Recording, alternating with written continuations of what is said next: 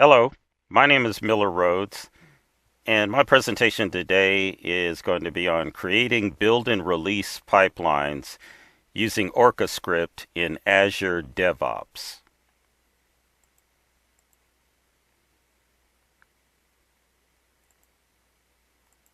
So what are we going to talk about today?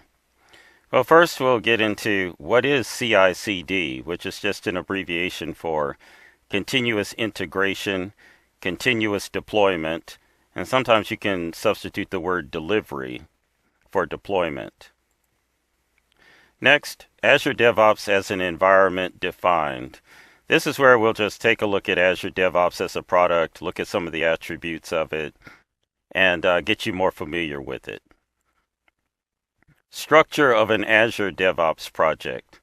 We'll do a little bit of a deeper dive on how Azure DevOps is structured. I'll take you inside of the product, give you a little background so that I can set the stage for us getting into the build and release pipeline education that I'm going to provide today. Creating a build pipeline in Azure DevOps. I've got some steps laid out so that you can build a simple build pipeline in Azure DevOps so that you can follow what I show you today and get most of the way there yourself. The challenge of PowerBuilder integration with Azure DevOps. There are templates within Azure DevOps for other programming languages, not so with PowerBuilder. So there are going to be a couple of extra things that we're going to have to do to get a PowerBuilder application into Azure DevOps build and release pipelines. How OrcaScript bridges the gap and allows PowerBuilder integration. So PowerBuilder ships with this language or tool called OrcaScript, and we're going to get into that a little bit during the course of the presentation. And I'll show you a little bit of that language and how it's used to help us solve a couple of problems and get this build and release pipeline working. Finally, we're going to do a case study. What got me into this presentation or gave me the material is I created a build and release pipeline for one of our major customers. And what I'm going to do is I'm going to do a demo of a build and release pipeline that I built with similarly to the one that we did for the customer so that you can see the mechanics of how it works.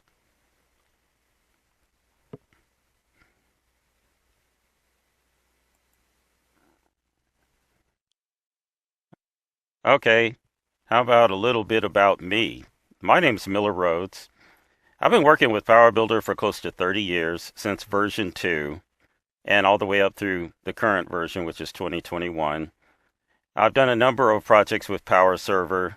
I've been working with SQL Server and Oracle for over 2 decades as well. I've been working with Azure DevOps for the past 2 years, and I did a project using C# Web Services and Snap Develop. So I'm pretty familiar with the Appian suite of products. Our current project uses Git, and I've been working with Git and using Git repositories for the past several years. And then OrcaScript. I had to learn OrcaScript in order to pull this project off and get the material for the presentation today. In 2019, I did a migration of a large-scale PFC application to PowerServer. It was for a customer that they'll ship anything anywhere, whether it's living or not living, animate or inanimate, they'll ship it all over the world. Also in 2019, we did a migration of a 200-plus window, 3-tier PowerBuilder application from a proprietary C middle tier to C#, once again using Snap Develop. And the C middle tier, there was another software package involved that was C-based, and what we do is we moved all of that into C# Web Services using Snap Develop, so using the Appian tools.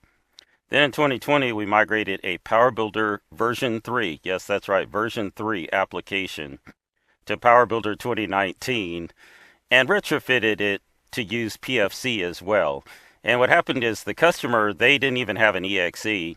They were running it from the IDE whenever they'd run their application. And when they migrated to Windows 10, that's when their uh-oh moment came. and they realized they were going to have to upgrade PowerBuilder, so that's when they contacted the company I work for. And then this year, built a CI/CD pipeline for 3 large PowerBuilder applications that my customer has. And during the course of that, we migrated to version 2019 release 3. And the customer makes extensive use of Azure DevOps, and we used OrcaScript to get the whole thing working.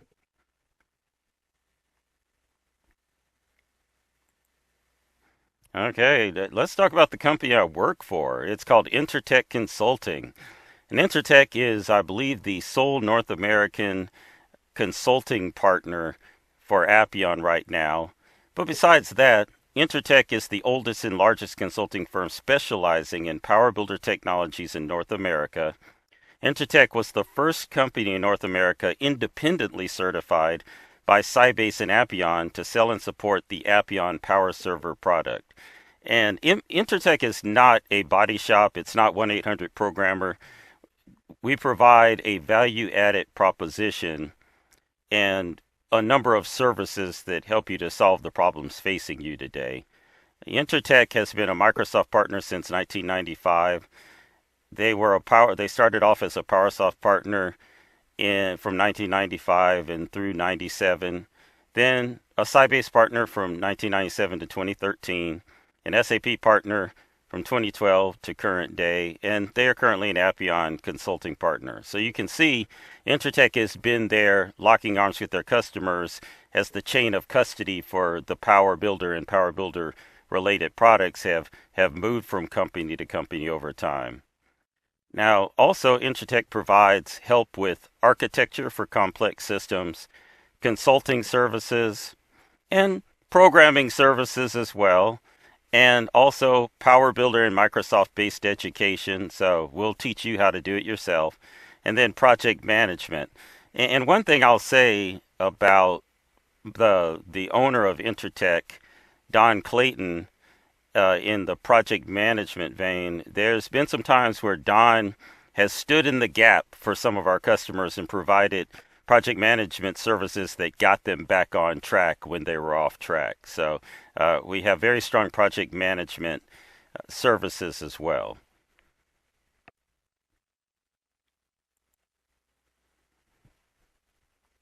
So what is CI/CD? Let's get a little bit deeper into that. So we know that it stands for continuous integration, continuous deployment. What is continuous integration? Let's start with the first part. Continuous integration, CI, is the process of automating and integrating code changes and updates from many team members during software development. In continuous integration, automated tools confirm that software code is valid and error-free before it's integrated, which helps detect bugs and speed up new releases. What's continuous deployment or delivery? Continuous deployment is the ability to push new software into production multiple times per day, automating the deployment of applications to infrastructure environments. Continuous deployment is part of DevOps, which helps shorten the software development lifecycle.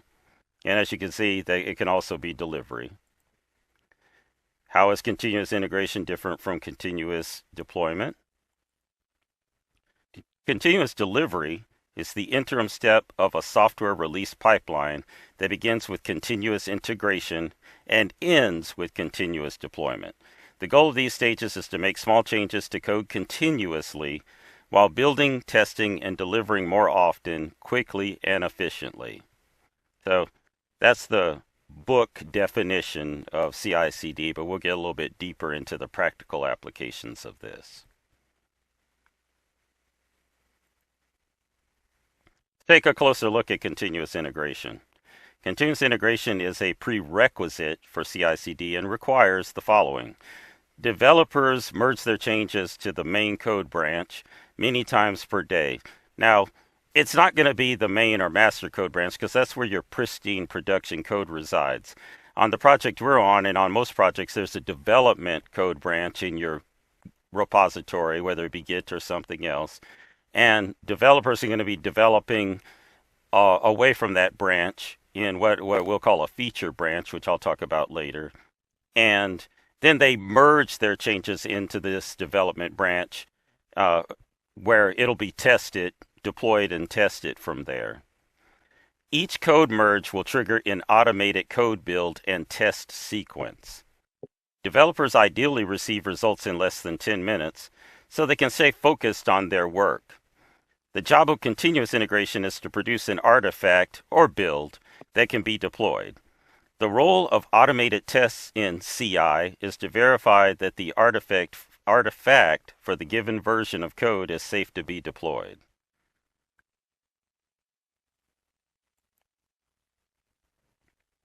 Azure DevOps has an environment defined. So what is Azure DevOps? It's a Microsoft product, and it's called DevOps because it is intended to facilitate the combination of development and operations. DevOps enables formerly siloed roles, development, IT operations, quality engineering, and security management to coordinate and collaborate to produce better, more reliable products. DevOps practices and tools create a DevOps culture. So you build your whole culture, your processes around this software tool. Culture by helping teams to better respond to customer needs, increase confidence in the applications they build, and achieve business goals faster. Azure DevOps provides integrated features that you can access through your web browser or IDE client. You can use one or more of the following standalone services based on your business needs. So let's get a little bit deeper into DevOps now. Let's talk about the structure of an Azure DevOps project. Now, the project is the umbrella under which we do a lot of other things. And you can see a screenshot of the screen you see when you first come into DevOps here. And we're inside of a project I created for this presentation called Midwest. Now, a project is a repository for source code and a place for users to plan, track progress, and collaborate on building software solutions. A product represents a fundamental container where data is stored when added to Azure DevOps. Then you have a summary or home page. You have a wiki, which is where you can share information with other developers about procedures and how to do things. Analytics has reporting, progress, and statistics, so you can see things at a glance. Then you have Azure Boards. Now, Azure Boards is a set of agile tools, but practically speaking, it's tickets, it's tasks captured for enhancements, issues that individual developers are working on. You can see who's working on what and what the progress is and communicate with users and management and do those kinds of things.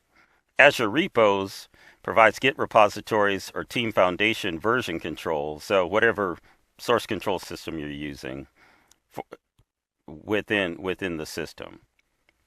Azure Pipelines provides build and release services to support continuous integration and delivery of your applications. Azure Test Plans provides several tools to test your apps. And Azure Artifacts allows teams to share packages such as Maven, NuGet, and more from public and private sources and integrate package sharing into your pipelines. So we mostly use pipelines, repos, and boards within the product, but I wanted you to know what all is available. So let's move on. So from the screen we saw before, if we click on pipelines and we come in here, we're going to look at how to create a build pipeline in Azure DevOps. So first of all, you expand this section and you see what's on the screen. And then we're going to click the new pipeline button to begin the process. Here you can see there are a number of what I'll call templates for you to begin building your pipeline, and they are by repository.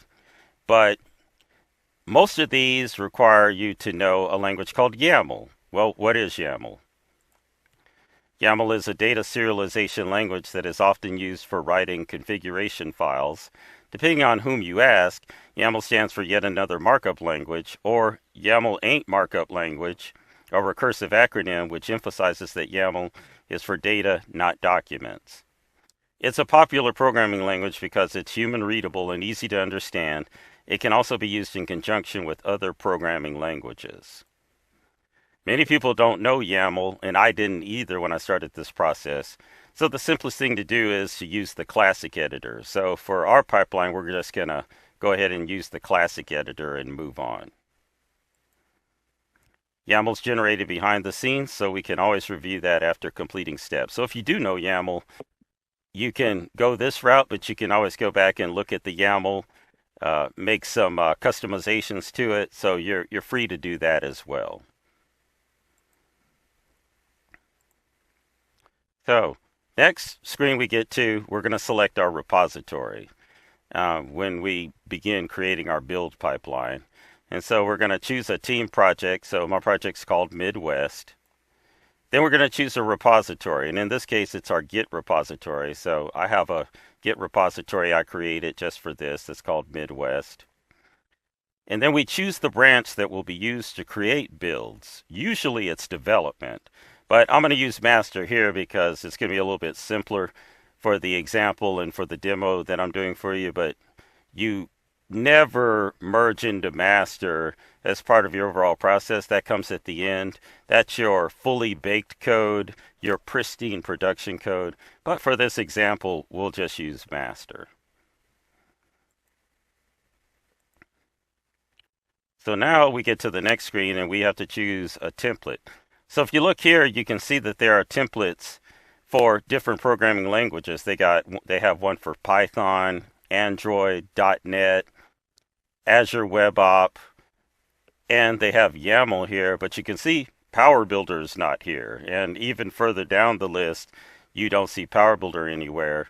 So there's not really a template for us to choose, unless we know YAML perhaps. So as I said before, there isn't a specific template for PowerBuilder.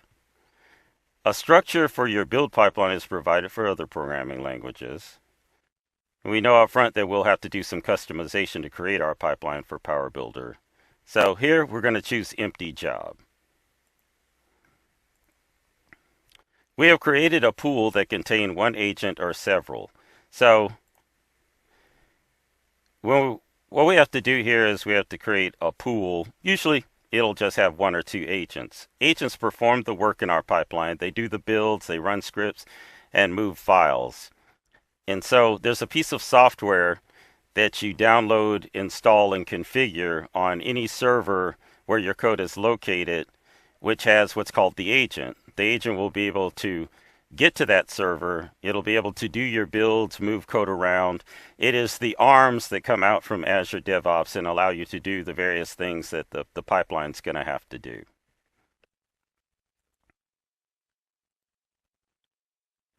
When we get to the next screen, we're going to enable continuous integration so that any updates to our repository will trigger a build. So here you can see if we merge code into the master branch or a branch I created called development 2, then what that's going to do is it's going to put things into action and trigger a build to occur. And you can see here, changes only to specific branches will trigger a build. So we can choose which branches are going to trigger a build. So there may be some other branches you have where you want to be merging code into those branches, but those aren't necessarily going to trigger a build. Azure DevOps has a preloaded task that will run batch scripts. So there's a list that we get as we're going through this process, and there's a script runner. We can call it a batch script tool. And so we had to create a batch script to do some of the things for our pipeline, and I called it Midwest batch script.bat. And so we just put it in here and tell it where to get it from and where to run it from, and that's going to be part of our setup. The script needs to reside in both our Git repository and in the folder that the pull places it into. And so these scripts are going to be somewhere close to where your code is, just as long as the pipeline knows where to run the script from. And the script needs to be somewhere where if it's looking at specific places on your network or specific drives or network paths, that it has access to go and run things and access things within your entire network, whatever that may be, or the small sub or small microcosm of area that you're working in. The challenge of PowerBuilder integration with Azure DevOps. Azure DevOps has no predefined template set up for PowerBuilder, which we talked about. There's no functionality within DevOps to compile a PB application. Okay, we're going to have to be able to do that. PowerBuilder code has to be pulled down from the repo or repository and then refreshed into the pibbles to create a build. This must be done outside of DevOps.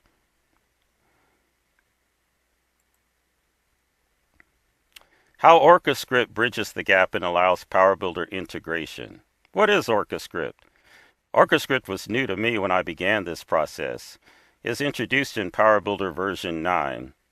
And although I won't read all of this, something I can say is Orca, which stands for Open Repository Case API, is an API library originally developed for case tool vendors. And what it allows you to do is it allows you to look inside the Pibble, get directly at the source code, and be able to do PowerBuilder operations outside of the IDE, like doing builds and moving things around and some other items that I'll describe below. OrcaScript can actually be used to perform the following functions, all without operator intervention. So we want this whole process to be able to run without human intervention, automate these processes, so which will make things run a lot faster, a lot smoother, and because automation is where it's at, right? So it can regenerate all the objects in a PowerBuilder target. It can copy PowerBuilder objects from one Pibble to another, synchronize the developer's local Pibbles with the latest version of objects from the source control repository, bootstrap the Pibbles directly from the exported source code, deploy PowerBuilder targets into compiled executables, PBDs, or machine code DLLs. It allows many functions to be performed outside of the IDE without human intervention, which we mentioned before, and that's the big advantage.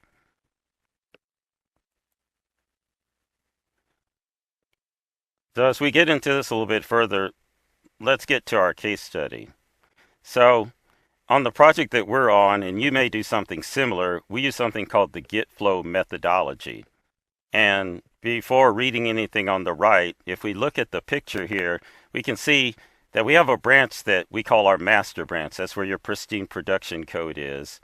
And then you have the develop branch where you see all the little yellow circles. That's where most of the merging of code is happening as developers are working on code, and where you're going to start out as far as moving code to places where it could be tested into QA and into the environments where different phases of your testing process will occur. And then you have what are called feature branches. Feature branches are where the developers work. They create a branch using develop to create that branch. They complete their task and then they merge it into develop.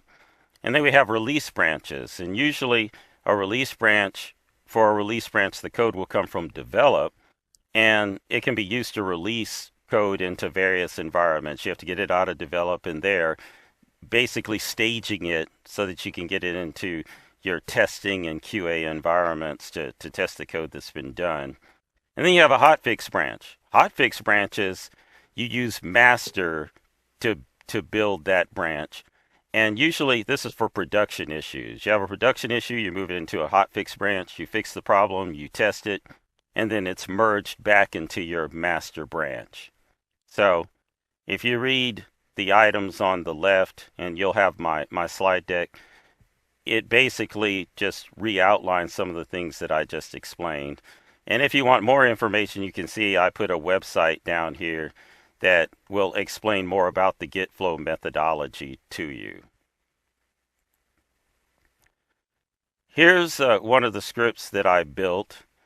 This script, I'm just going to go through it real quick. So when we start our build pipeline, what happens is we always have to change directory to wherever we're going to be doing a particular operation. So we change directory to where our PowerBuilder workspace is, and then we do a git fetch, which syncs the repositories on your remote on your server with your local repositories so that they're all accessible.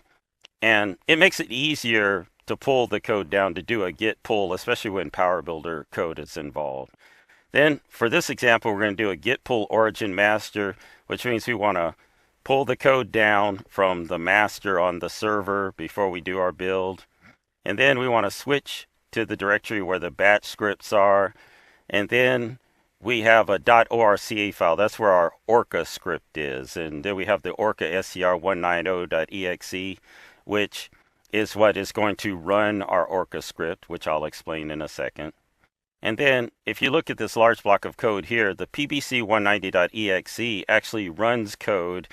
This code was snipped from the PowerBuilder project painter.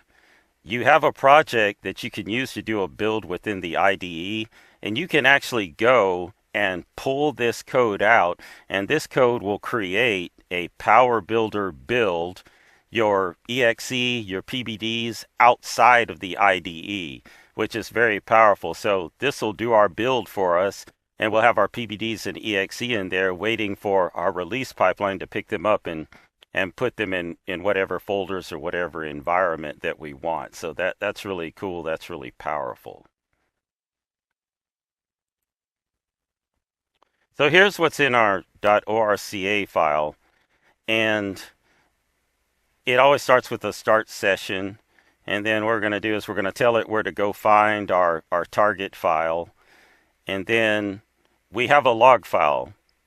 So that's the third line. And then we decide, okay, do we want to keep appending to the file, or do we want to just keep recreating our log file, which will tell us what happened. So if we had a problem, we can go look in the log file and begin to debug what it is we need to correct, or whatever it is that went wrong when we were doing our build. Then we have delete temp files, and temp files are sometimes created in this process, so we just want to get rid of them most of the time. Then we do an SC connect offline. And then the SCC set target, what it does is when we have to do a refresh. When you're working with Git and PowerBuilder, it's a two-stage process. Code that's pulled down from your repository for PowerBuilder is put into what's called a WS objects folder.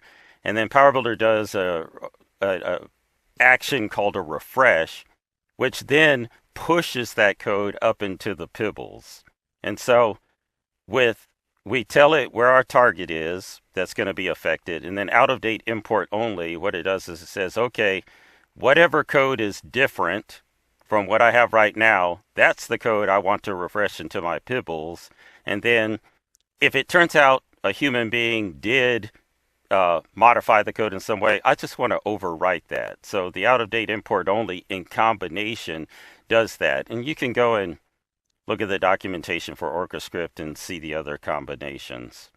Now, SCC exclude liblist is interesting. We have to tell it a group of pibbles to exclude because within our application, we have some common pibbles that are used across several applications, and they're not a part of the Git repository that the rest of our pibbles are stored in. This is stored in a separate Git repository that we're not going to be pulling from. So if we do not exclude these pibbles within this code here, we'll get an error because it'll be looking for these, some sort of reference to these in our Git repository that we're pulling from, and it won't find them because they're in a different Git repository from the one that's got our primary PowerBuilder code. This is code that very rarely, if ever, changes. This is PFC code, business layer PFC code, that kind of stuff. Then the SCC refresh target, incremental. When we do our refresh, we want to go ahead and do an incremental regen. And then after that, what 3pass does is it does a full regen. So I have both of these here because it's a best practice that was expressed within some of the documentation that I saw. We just want to thoroughly regenerate our code before we get to the point where we do our build, basically. And then we do an SCC close, and then we end session. Okay, so now we're going to do our demo. So 1 second.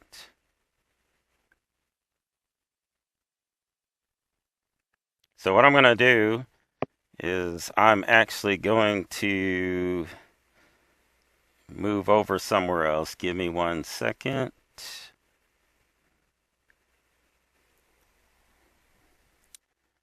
So here we have a sample application that I built here, and I'm going to show you a build and release pipeline in action. So here we have our application, and then I'm going to go here and let's go to, I have to go to the Midwest folder, and then I'm going to go to Elevate 2021. And so what we're going to be interested here is we got a Midwest Dev folder and a Midwest Test folder. And these are going to be the folders that our code gets moved into when we're doing the demo. And so if we go into Midwest Dev, we can see all of the dates are 11/22. And that was yesterday, so we'll remember that. And then if we go into Midwest Test, we see all of the dates are 11/22, and we're going to overwrite that code. So let's go back in here. So I'm just going to open up, let's do this. I'll just open up a object here. And then what I'm going to do is just make a small change. I'll just update a comment here. I'm going to save it. Okay, and then we'll close that. And then I'm going to commit. And then I'll just call it Elevate Test here. We'll say, okay, we always have to put in comments when we do a commit. And then we're going to do a push. Okay, so now we've done our push, what we want to do is, here we are. We'll go into Azure DevOps. Here's our project. I'll double click on this here. Then we're going to go to pipelines. And you can see there's a little wheel turning here. And where this part here is our build pipeline. So let's click in here. And you can see this little blue thing that's spinning. Something's happening. So we go to the agent. And then here we have a screen that shows us what's happening. So we can see that our .bat file was invoked. That's going to be doing so, it runs the code that I showed you on my slides. And then you can see now it's doing the build. And so doing this build is going to take about 5 or 6 minutes. I wanted you to see this part happening. But what I'm going to do is I'll let this run for a couple of seconds, and then I'm going to stop the recording for a couple of minutes and then come back so that, and we'll pick it up where it left off, and then we'll keep going from here. But basically it's doing the PowerBuilder build here. And then we're going to move on to the release pipeline, and I'll show you what's happening there.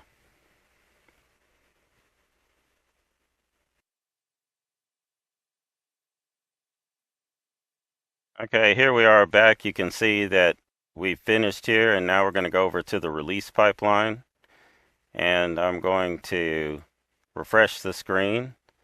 And you can see it's created a release 13 here. And then what it does is it's already updated the development environment. So let's go to our folder. We'll go into Midwest Dev. And you can see now all the dates have changed. We've got our new code in here, 11/24. And we can have all of our DLLs and bitmaps and everything else in here too. But I just kept this bare bones so that you can see what's happening in here. And let's go back to Azure DevOps now. And you notice this is blue. Well, in order to promote to certain environments, you can set it to get approvals from particular people. It can be one person, 2 people. And so what I did is, for us to be able to promote this to the test environment, I have to approve it. And so I'll just put a comment in here. And we can also defer our deployments for later. So a lot of times when we do our production deployments with the customer I'm working for, or one of them, we schedule it for a particular time. As long as the approvals are there, it'll just go ahead and move our PowerBuilder code into the production environment. And before we built our release pipeline, we had to have these release meetings where there had to be a person sitting there who physically moved the files. And now, as long as the appropriate approvals have been given, we don't need that person to do that anymore. And so that makes the whole thing a lot more seamless. So I'm going to click approve. And then I'll click here. And then you can see it did its thing pretty quick. So it just went and copied all the files to test here. Let's go back to our dev. Let's go to our test environment. And see, you can see now these have dates of 11/24 on them. So it moved our items into the test environment. Let me go back in here. And you can always come in here and see what's happening. And if something goes wrong or there's a problem, it'll basically show you the status and give you a blow-by-blow here of what's been going on. So you can debug anything that might have gone wrong, make the correction, and then execute the pipeline again.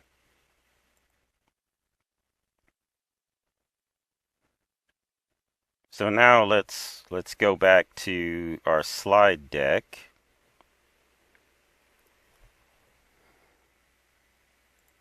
And then here's some Appian information, because this is all about Appian and their great products. So now that we've done the presentation, it's Q&A time. I'll be here when this is run during the conference. So any questions you have, I'll be here to answer them. And I appreciate your time.